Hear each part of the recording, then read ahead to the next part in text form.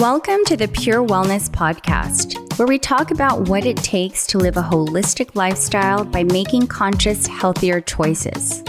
Our hope is that these discussions will inspire you to strengthen your daily practice to improve overall physical, mental, emotional, and social well-being.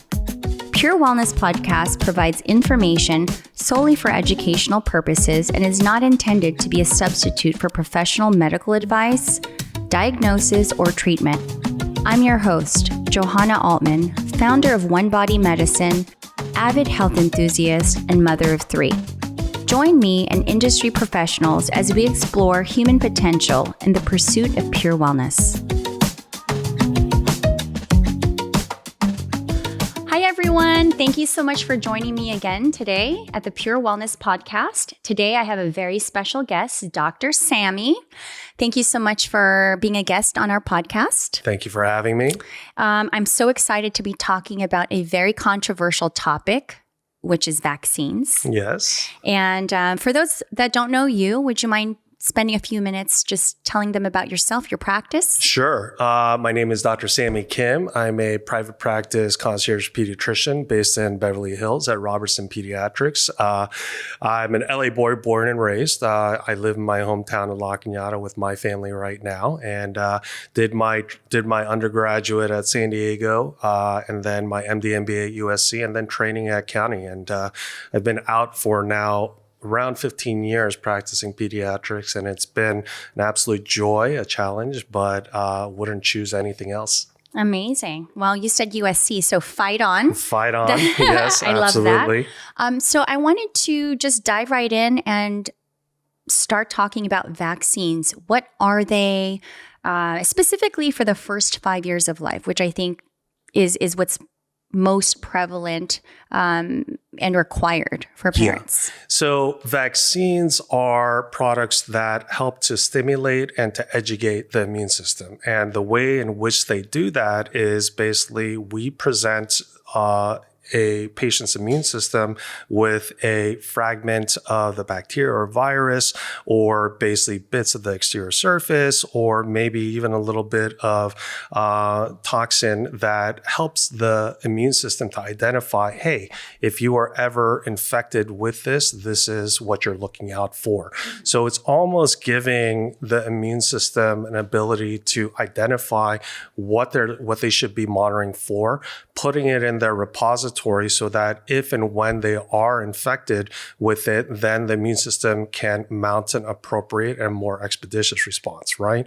Keeping patients out of the hospital, like from suffering the severe consequences of other morbidities, right? So that is essentially all vaccines is a product to stimulate a child's immune system to better effectively monitor for and fight off an infection. Okay, great. So the first 5 years of life, how many vaccines are now mandated? The first 5 years of life, I can go through them, right? You have your diphtheria, tetanus, pertussis combination vaccine. You have your Haemophilus influenza and Streptococcus pneumonia. That's 3. And then we have our rotavirus. That is not actually mandated. And then we have our MMR and chickenpox. So basically we're looking at 5 mandated vaccines that kids should all have by the time they reach 5 and before they enter school, right? So, if we're looking back to the 1980s, right, we still had DTaP, we had the MMR, I forgot about the polio, and we had Haemophilus influenza. So in the past, I would say 3 decades, we've added 4 new vaccines for childhood, and that includes your hepatitis A, your your inactivated poliovirus, your streptococcus pneumonia vaccine. So yeah, there really hasn't been that much more increase in the number of shots in terms of the number of vaccines that we get, because that's a question that I always get from my parents. Why do we get so many less shots than our kids are getting today? That's my question. Right? But science and medicine is constantly evolving and changing, and we better understand disease. The science of vaccines has been present and consistent for over 100 years, right? We know that it works. We know that we can eradicate certain diseases. The safety and the efficacy profile is there, so why not continue to move forward? But we don't vaccinate against everything, right? Because the idea is that a child's immune system to develop and evolve needs to be exposed and needs to learn how to effectively fight off these infections. And this is a prime example as to like our kids getting hand, foot, and mouth when they're younger, but why don't we as adults ever get hand, foot, and mouth, right? For the most part, because we've been exposed and our immune system is mature enough and has that information to effectively fight off such an infection in the future, right? And that's what we're trying to do. Yes. Nothing more. Yes. And would you say vaccines are safe? 100%. Okay. 100%. Tell me more about that. Well, once again, what is a vaccine and what's in a vaccine? That's where a lot of the questions and controversies have really come from, right? Yes. So other than the MMR and the chickenpox vaccine, which are your live attenuated vaccines, like weakened viruses, most of the other vaccines are all, like I said before, fragments or portions of the bacterial virus that we're just trying to educate our immune system on, right? What else is in a vaccine is all for the purpose of, let's say, like a neomycin or polymyxin B as a preservative or an antibiotic to make sure that that vaccine stays stable, right? And it doesn't get contaminated. We don't want that happening, right? And then there was questions and controversy around some of the adjuvants or some of the other components of the vaccine. Yes, like mercury. I've heard that being a concern. So thimerosal is a mercury derivative, okay? And basically it differs from what we understand to be toxic mercury, like what we will get from eating a lot of seafood, let's say, and having toxic mercury buildup, right? So the different chemical formulation of thimerosal is a non-active mercury that has no actual health consequences whatsoever. Now, that being said, with this whole controversy about MMR and autism, like people were looking at thimerosal as being the culprit behind it, right? Okay, so now guess what? Thimerosal is in no vaccines across the United States.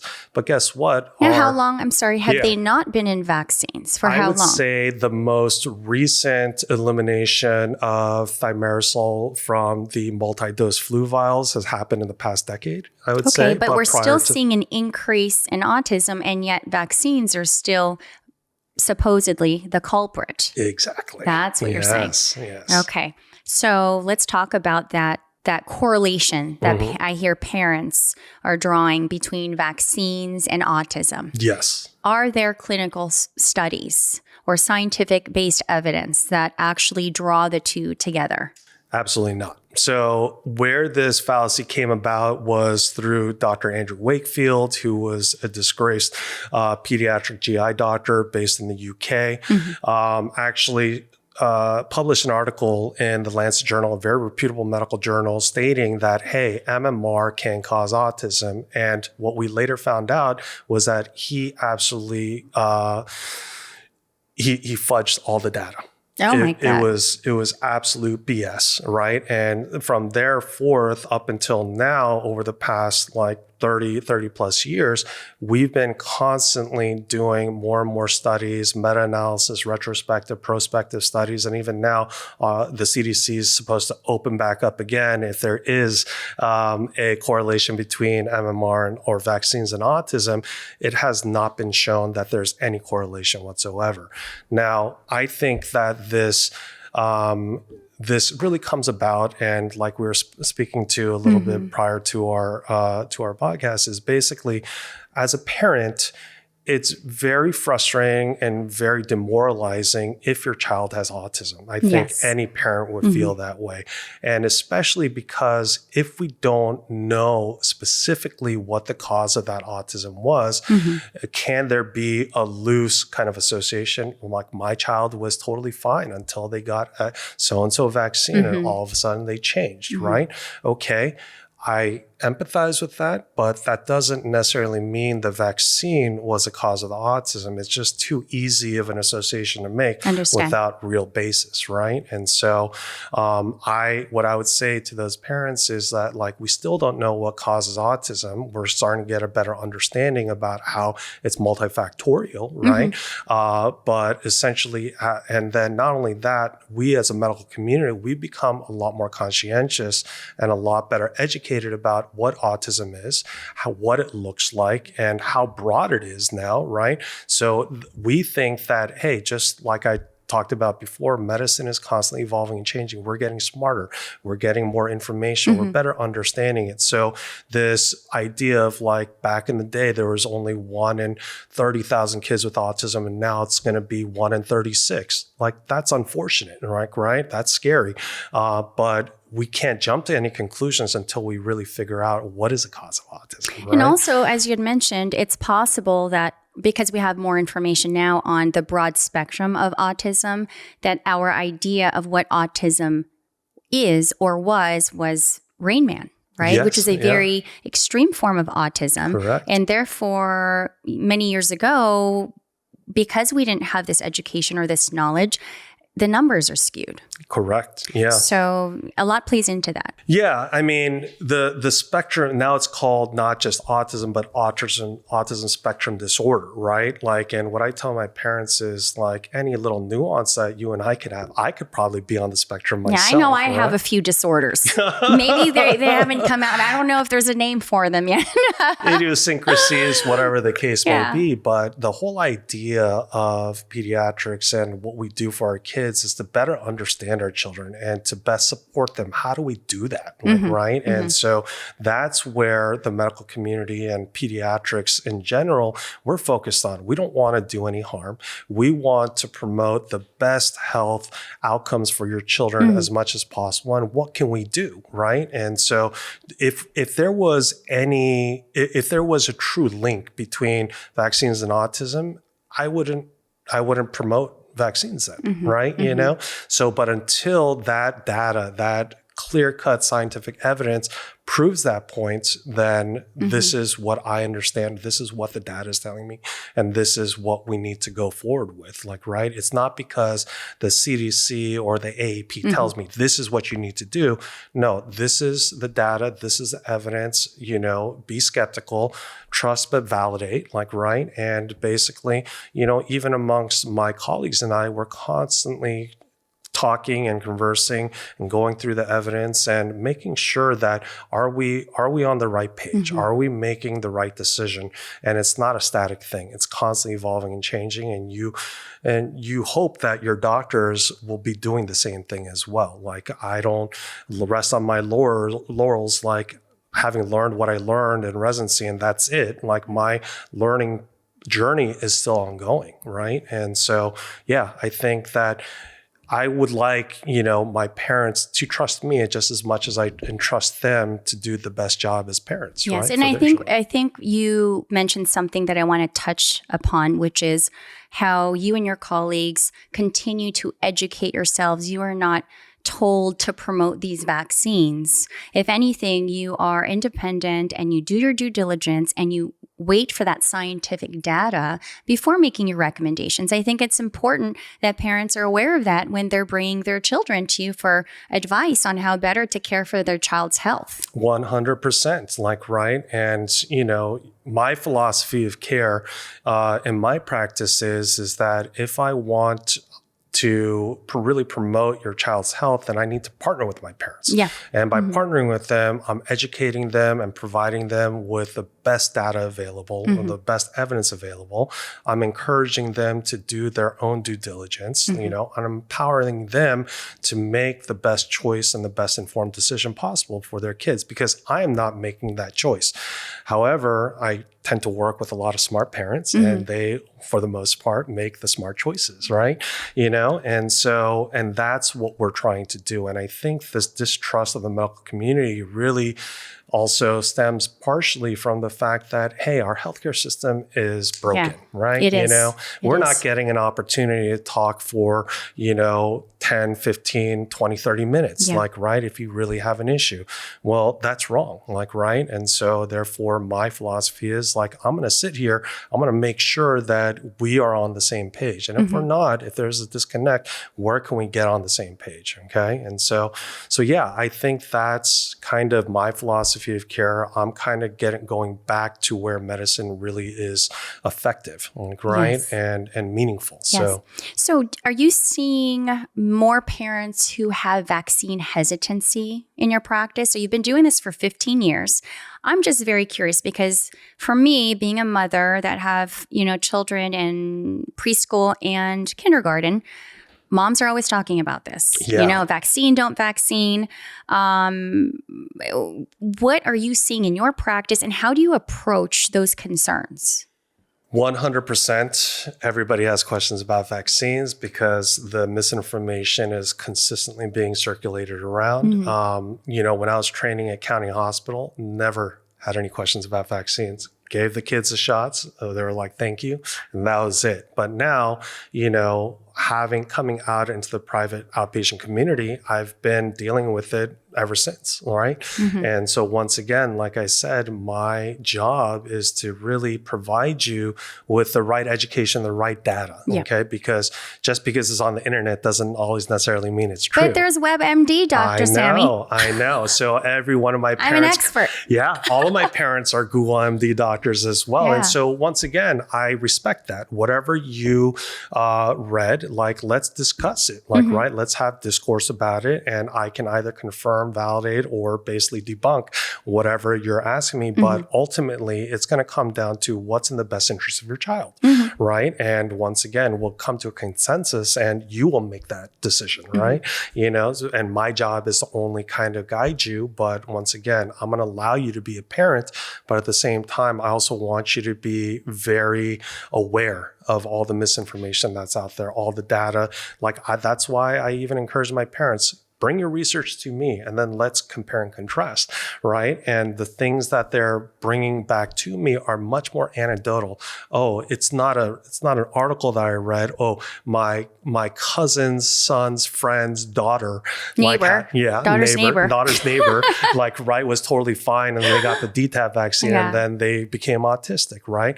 It's the same as if just because Johnny, jumped off a bridge, my kid should be jumping off the bridge as well.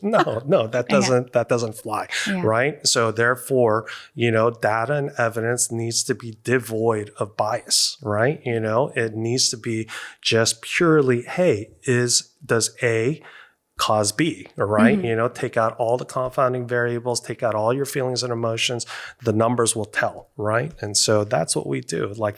I'm not going to do anything that is going to jeopardize my patient's health or safety and expose myself, right? So, yeah.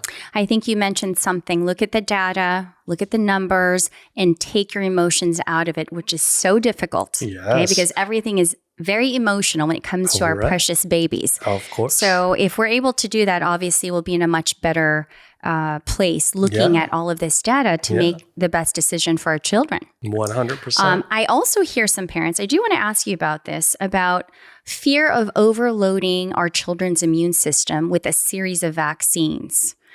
What is that a misconception? Is that a thing? Yes. What are your thoughts on that? I think first and foremost, it depends upon what you're quote unquote overloading your child's system with. From the antigenic standpoint, fragments of the bacteria or virus or so on and so forth, there's no overdoing it with stimulation of the immune system.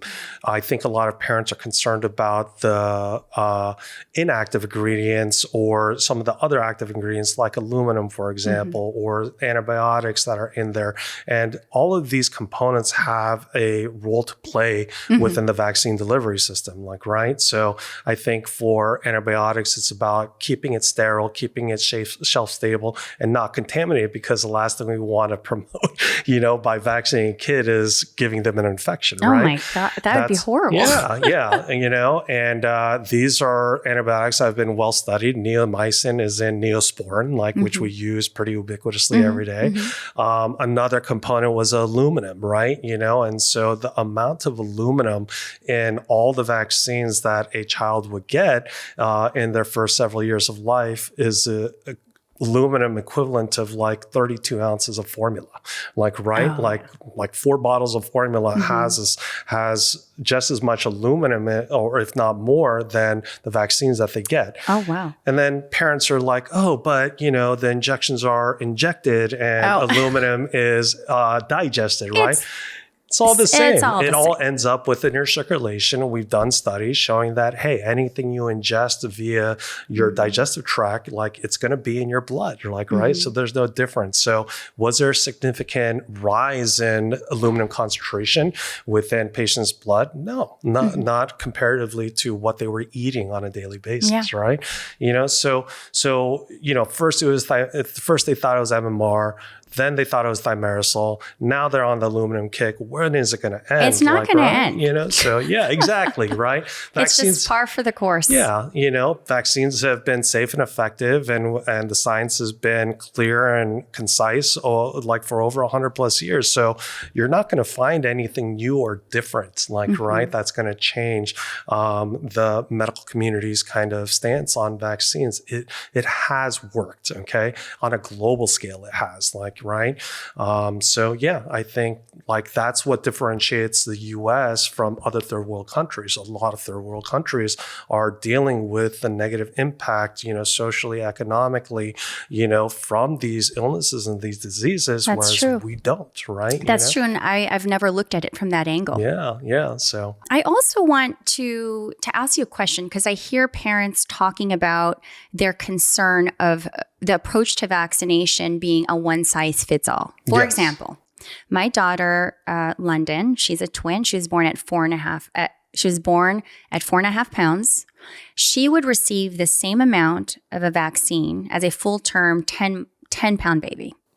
And in my mind, it's common sense to me that why should my smaller child get the same amount of a vaccine as a full-term baby? Is that a concern? Does that really impact my daughter, who is half the size of a full-term baby, when she's getting these vaccines? No, not at all. And I think when you're talking about dose dependency, it's more in relation to other medical kind of treatments, such as medications, where there is a weight-based kind of dosing schedule. But in terms of vaccines, the concept behind vaccines is, when are you most at risk for exposure, and what is the likelihood of you contracting that illness and thereby suffering the morbidity or mortality associated with that illness, right? So even for a preterm infant, they're even more fragile than a normal full-term infant would be. So it is even more imperative to protect them, right? Now, would injecting them with the same size vaccine, is there a difference, between a full-term and a preterm? No, not at all. Okay. Because this vaccine isn't quote unquote digested. What we're trying to do is just stimulate the immune response, right? And so there's no size difference between immune systems between a preterm and a full term to say, right? Once again, we understand that infants, their immune systems are immature, much weaker, much more susceptible to these diseases and illnesses. And that's why the majority of our vaccines are given during the first year of life, for that exact reason, right? It's not because if we could delay vaccines, sure, we would delay vaccines. But if the highest risk factor for contraction and disease progression is during their infancy, then we have to protect them during infancy, right?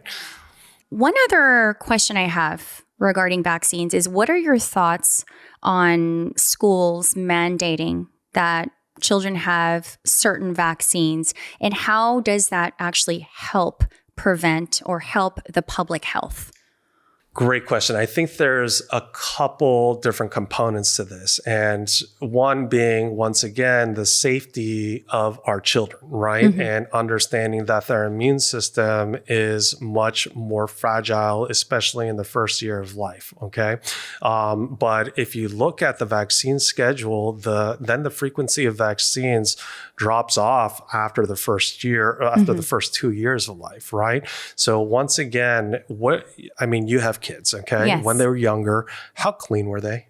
I mean, I'd like to think they were clean because they couldn't move around, so I kept them shiny and new. Let's say more in the toddler phase when they were always dirty. They were always dirty. They had their hands all over the place, in their mouth, touching all their friends, right? And it's a petri dish, right? Yes. So the highest frequency of illnesses occurred probably during preschool and kindergarten, right? Yeah, that makes sense. Okay. All right. Great. Now, if these illnesses had significant morbidity and mortality associated with them, wouldn't you want to protect them because you understand that they're at the highest risk of transmission during this period? Of course. Right? Okay. You don't, like I said, I don't want your child in the hospital for any reason.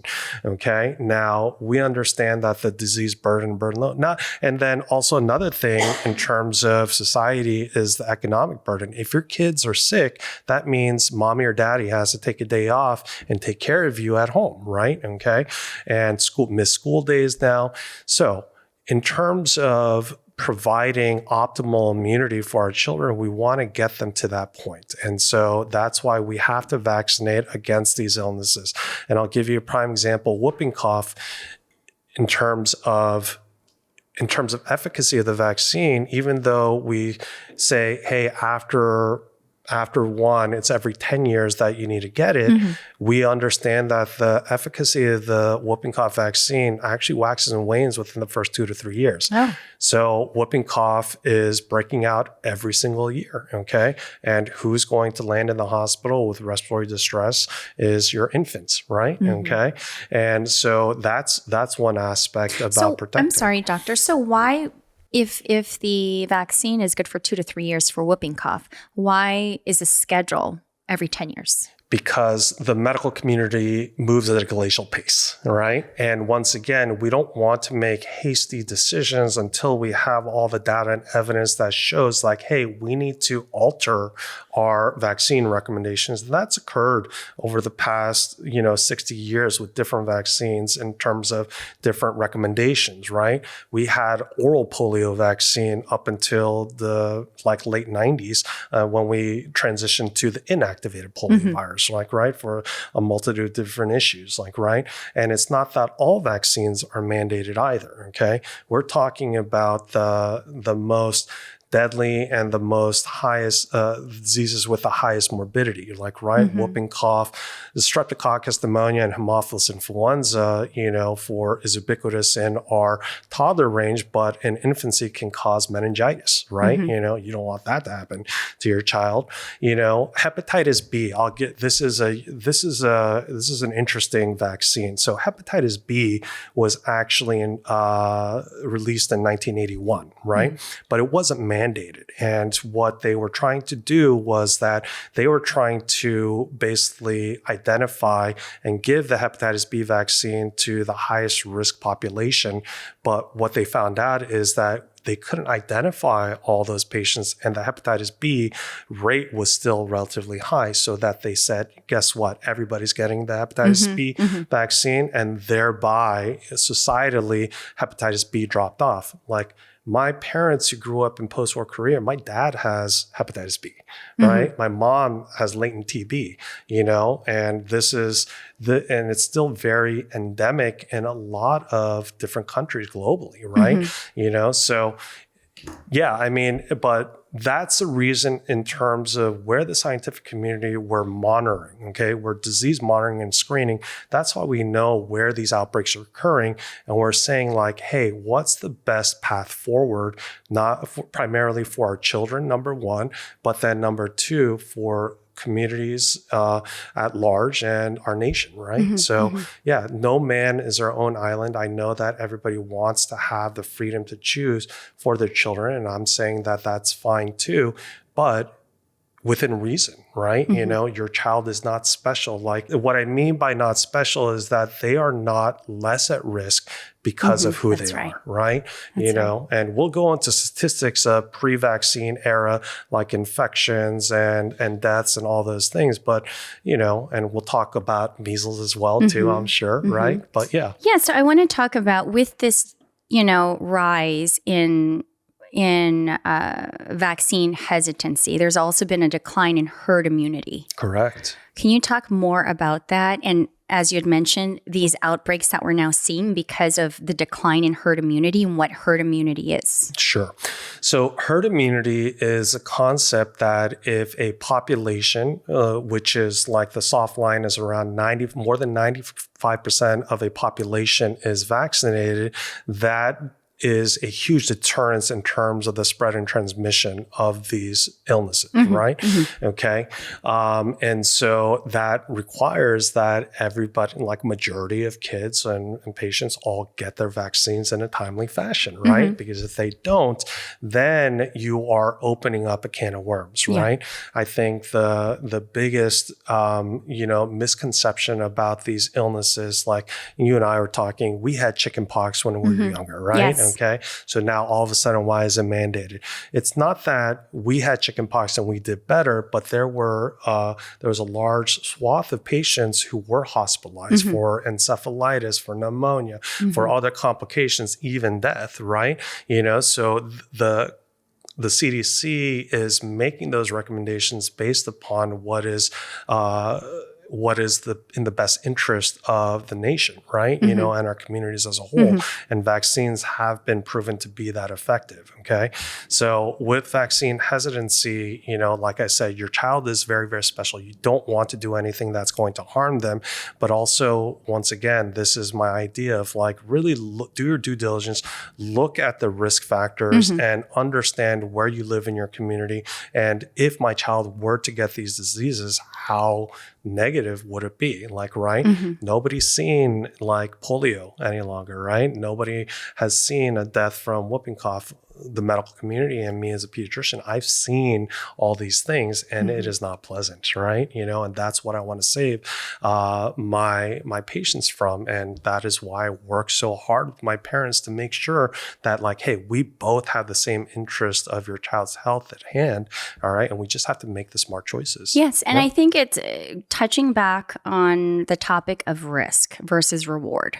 Yes. Right? We were talking about this earlier. Yeah. There's always a risk as I'm driving my children to the pediatrician to get their vaccine, something could happen to me. Yeah. What's the risk in driving? Yeah. What is the risk in flying a plane? There's a risk to everything that we do. And so when we're talking about vaccines, it's important to look at the risk reward and what those percentages are, what the actual statistics are, as opposed to hyper-focusing on a handful of cases that, you know, is spread possible misinformation. I'm not saying all of it, but I think that's a valid point. Wouldn't you agree? Yeah, 100%. Like if we all operated under the guise of fear, we wouldn't do anything. We wouldn't step outside of our homes, but that's not how we live life, right? We mitigate all of our risks, okay? When you're driving, you check your rear view mirror, you check your side mirrors, you put on your seatbelt, all those things, like, right, to basically keep you as safe as possible. You're cautious when you're driving out on the road, right? But you can't control the external environment, right? Yeah. There's only so much that you can do. So once again, even with vaccines, better understanding the data and the evidence is out there and being skeptical and doing your due diligence and understanding that, like, listen, in this day and age, if you want to believe that vaccines cause autism, you're going to find information or data or research that's going to promote that. If you believe that vaccines don't cause autism, you're going to find that. But it's about looking across the board and making sure that, hey, you know, there has to be one right a way to do things, right? You know, can it change and evolve? 100% it can. But right now, with the best evidence that we have, this is the best recommendation, right? And that's how we have to operate. Okay, so now I want to get into COVID. Yes. COVID vaccine. Yes. Okay, and how that I felt, I wasn't sure at the time, but I did feel that, and my children were very young. So my twins, London and Ashton, were about 2 years old during COVID. And I remember myself going in to see my internal medicine doctor for an annual checkup and him saying, you know what, you really should, get the vaccination. Your children should be vaccinated. They were very young and they were still in the middle of their 5-year, vaccination schedule that we had talked about. Yeah.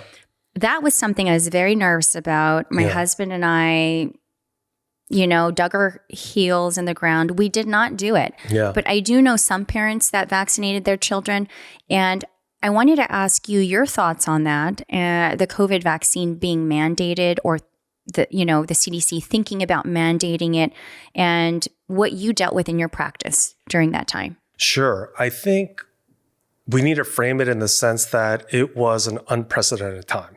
We were 100%. in the midst of an epidemic that we knew nothing about, right? Okay. People were dying. Like the final estimate is 3+ million Americans died, right? That's what? Is that 1% of the US population? That's a lot. That's a lot, right? And so we were scrambling, okay? We didn't have good modalities of treatment. Like our hospitals were being overrun. We didn't know who was most at risk, who was going to be hospitalized, who wasn't, right? It was on the fly. And so we have to operate with the best tools and the best strategies that we have.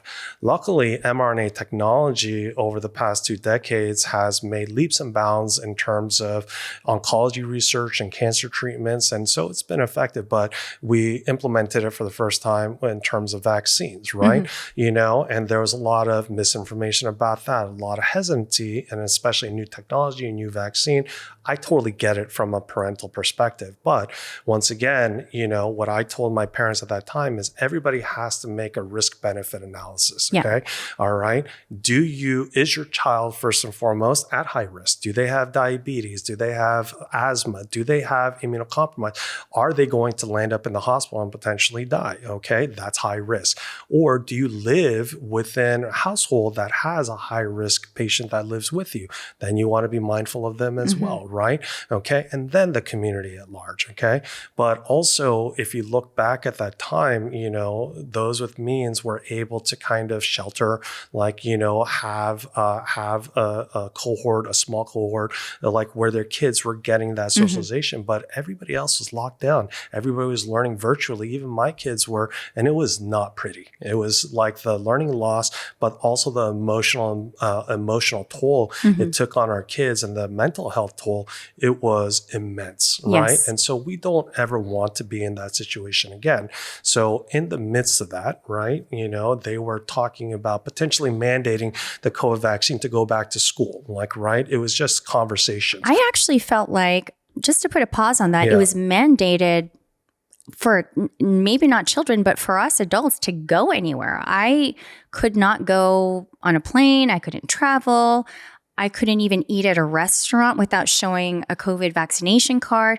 I mean, wasn't it mandated for adults to travel and go places? To go to places to reduce the risk of transmission in an unclear setting, 100%. And I think that was the right thing to do, right? To really try to get a hold on a worldwide pandemic. It's crazy. We weren't the only country. It was global, right? And that's what made it even crazier. So, but for our kids, like I said, once again, everything that I do is a risk-benefit analysis. If the benefits highly outweigh the risk, then that is the right approach, right? That's not to say that there aren't certain risks related, like we talked about. You're never going to reduce risk to 0%, Correct. right?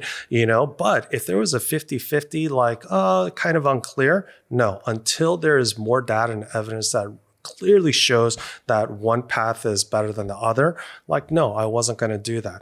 And at that point in time, when this was 2022, when we were kind of coming back. Kind of turning the corner and going into the fall academic season where they're I remember at the beginning of 2022, they were talking about mandating for our kids. And then all of a sudden the discussion dropped off in August, and they're like, oh, we recommend it, but it's not mandated. Why? Because I have a feeling that there wasn't enough data and evidence over the past 2 years to show, number one, that our kids were significantly impacted, right, from both an acute and chronic standpoint, that they were not the patient demographic that were being disproportionately hospitalized and dying, right? So yeah, there's no, we don't need to make that decision.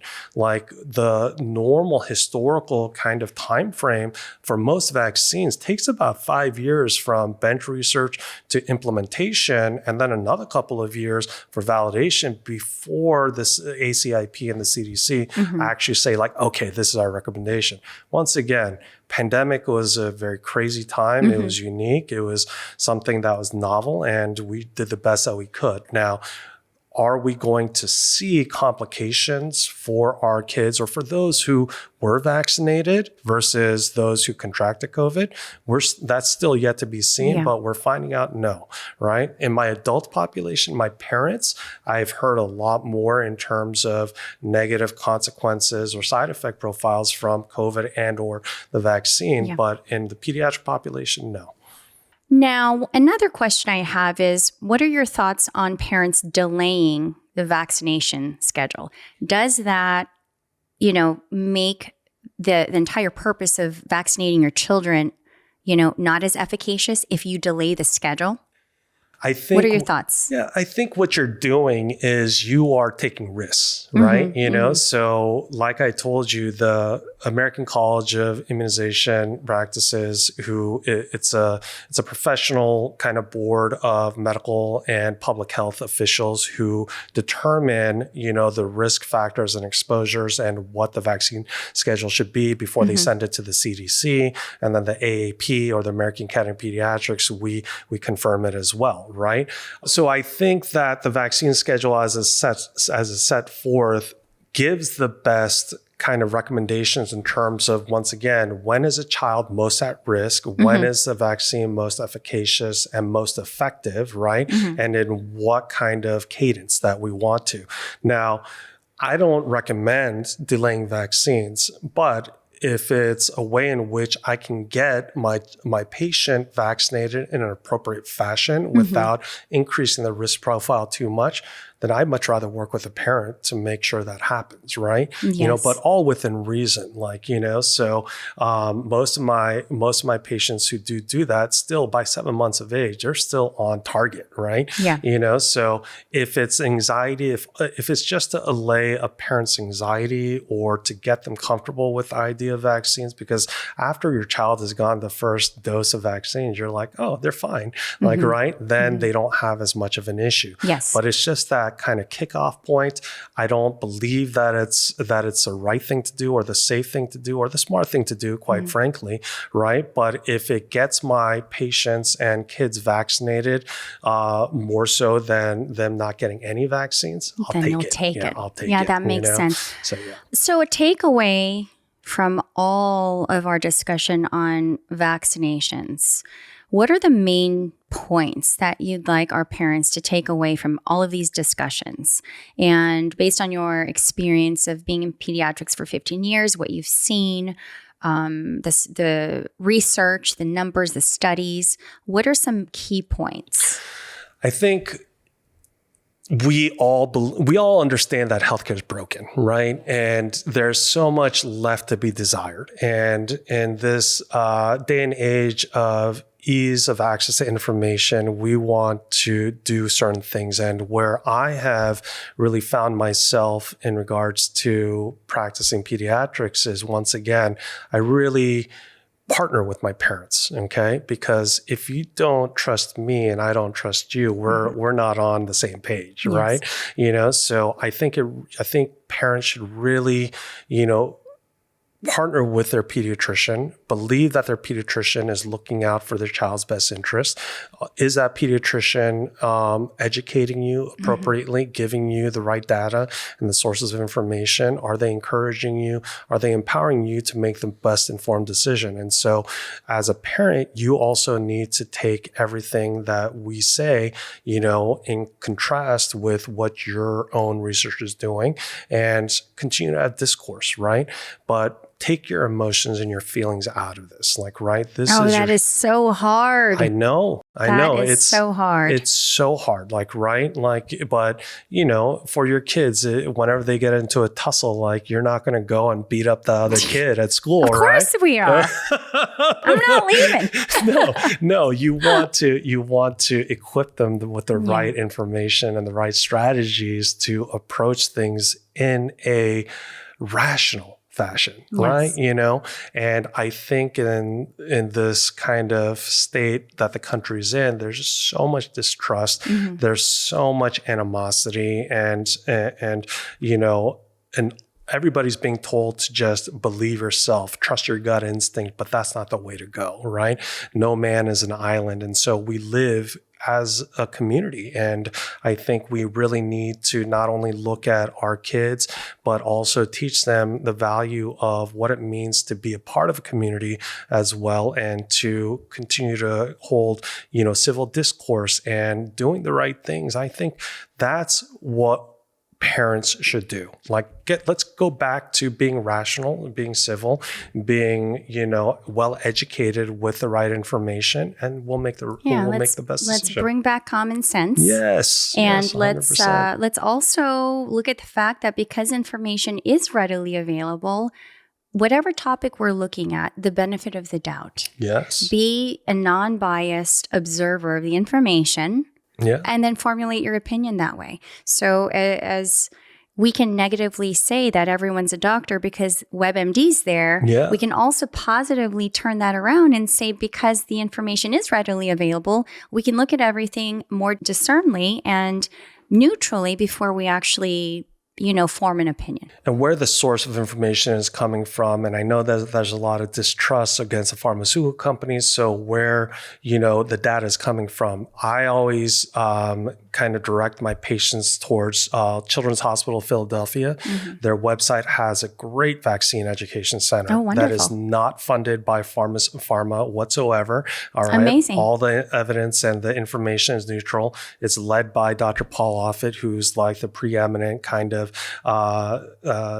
immunologist, infectious disease expert around vaccines, right? And so you will find all this wealth of information that's scientifically based and validated, right? Not just something that you heard down the pipeline. And it's getting trickier though, like, right? Even with evidence that is provided these days, there's a lot of crappy research that's being done that doesn't validate anything, right? But it can look really sexy and it can look really convincing, but it doesn't have substance. So you have to be really mindful and understand, like, hey, is what I'm reading like actually true? Is it coming from a reputable source? Who's funding it? Like, what does the data show? What is like the statistical probabilities, like, right? Once again, and so that's what we're trying to do. We're trying to take away, emotions and feelings, put this back on the science and the data, and do what's right by our kids.